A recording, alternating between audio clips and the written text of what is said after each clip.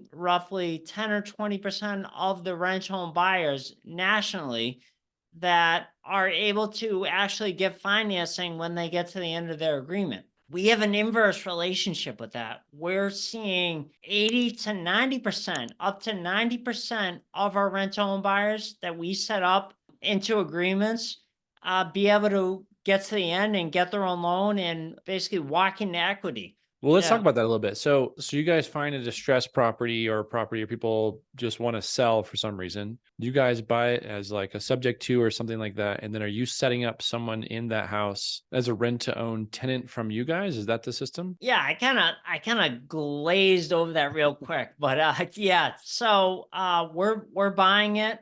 We're buying however we're buying the home, any of our homes, we're always selling it on a rent to own agreement. So the rent to own, the basics of the rent to own is it's going to require a down payment anywhere from 3 to 10% of the purchase price, and they're locking that in. So as the market continues to appreciate, that's where I got that figure 60 to 80,000. They're walking into 60 or $80,000 on average of equity because they're locking in their purchase price. And by the time they close, the market's appreciated to the point where they're walking into equity. The main things that we want to make sure is that they have a down payment anywhere from 3 to 10%.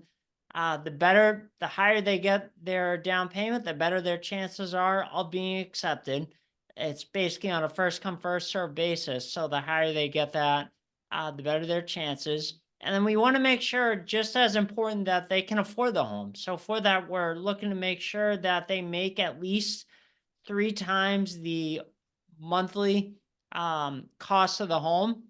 And what that's going to equate to is their debt to income ratio is probably going to be around or lower than 33%. Whereas there are a lot of lenders nowadays, even with the slight tightening of the market, there are a lot of lenders that are still giving loans for up to 43, even 50% DTI, which is crazy to me because our standards as investors are even stricter. And that's probably why we're seeing such a high success rate with our rent home buyers as opposed to the industry average.